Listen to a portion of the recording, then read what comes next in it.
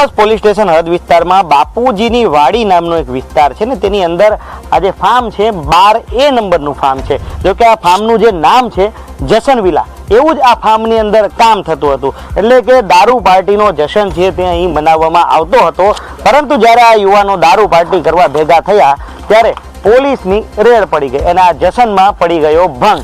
હાલ આજે ફાર્મની બહારના દ્રશ્ય જોઈ શકો છો કે ઘણી બધી અહીંયા દારૂની બોટલો પડેલી જોવા મળી રહી છે, બિયરના ટીન જોવા મળી રહ્યા છે. જો કે આ પુરાવાનો નાશ કરવાનો પણ પ્રયાસ થયો છે, પરંતુ આ કચરું સળગ્યું નથી. એટલા માટે હું બોટલોની વાત કરવામાં આવે તો 1 2 3 4 5 6 7 8 9 10 બોટલો અહીં પડેલી છે. આ ઉપરાંત અન્ય જે 5 જેટલી બોટલો છે અહીં પડેલી છે. એટલે કે જશન વિલા નામના ફાર્મ હાઉસની અંદર આજે એક નબીરાઓ દારૂ પાર્ટી કરવા ભેગા થયા હતા અને હાલ આ દારૂ પાર્ટી પર હવે પોલીસ દ્વારા છે કાર્યવાહી કરવામાં આવી રહી છે.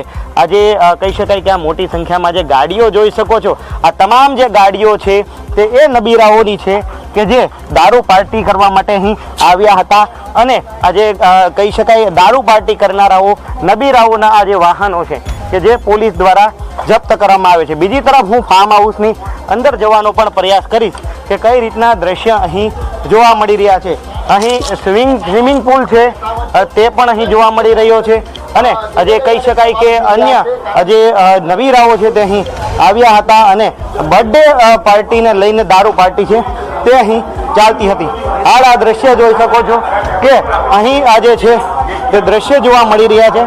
અહીં પાર્ટી છે તે ચાલી રહી હતી અને આ પાર્ટીની અંદર દારૂ પાર્ટી છે તે કરવામાં આવતી હતી. અન્ય હું બીજા દ્રશ્ય બતાવવાનો પ્રયાસ કરીશ કે અહીંયા આજે દ્રશ્ય જોઈ શકો છો કે અહીંયા અલગ અલગ સોડાના જે કેન પણ પડેલા છે જે દારૂ પાર્ટીની સાથે ઉપયોગમાં લેવામાં આવતા હતા.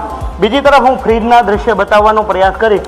આ ફ્રીજની અંદર આ કેક પણ પડેલી જોવા મળી રહી છે અને જે પ્રકારના ફોટા અહીંયા લાગેલા છે એના પરથી સ્પષ્ટ એવું થઈ રહ્યું છે કે આ જે ફોટોસ છે કદાચ આમનો જ બર્થડે અહીં ઉજવવામાં આવ્યો હોઈ શકે છે ને આ જ રીતે આ ફોટા છે તે પણ અહીં લગાવવામાં આવી રહ્યા છે. બીજી તરફ આ ડ્રાય આઈસ પણ અહીં રાખવામાં આવ્યું છે.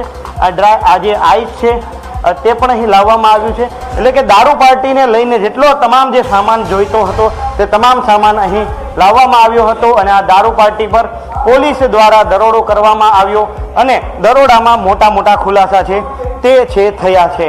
ત્યારે હાલ આ સીધા દ્રશ્ય જોઈ શકો છો કે આ ફાર્મ હાઉસના દ્રશ્ય છે કે જ્યાં અલગ અલગ જગ્યાઓ પર આ દારૂ પાર્ટી કરવામાં આવતી હતી અને પોલીસ દ્વારા અહીંયા જે રેડ કરવામાં આવતા આ દારૂ પાર્ટીનો ખુલાસો છે તે પણ થયો છે.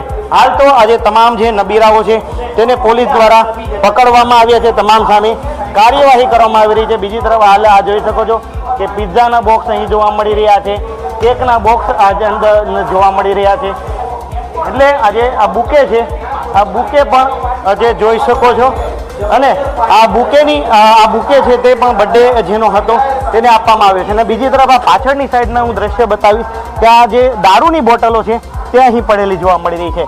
આજે જોઈ શકો છો કે આ દારૂની બોટલ છે તે ઘણી બધી આ ડબ્બાની અંદર આ દારૂની બોટલ છે જોવા મળી રહી છે. હું આ ડબ્બો જે છે તે ખોલીને બતાવીશ કે અહીં કેટલી દારૂની બોટલ છે તે જોવા મળી રહી છે.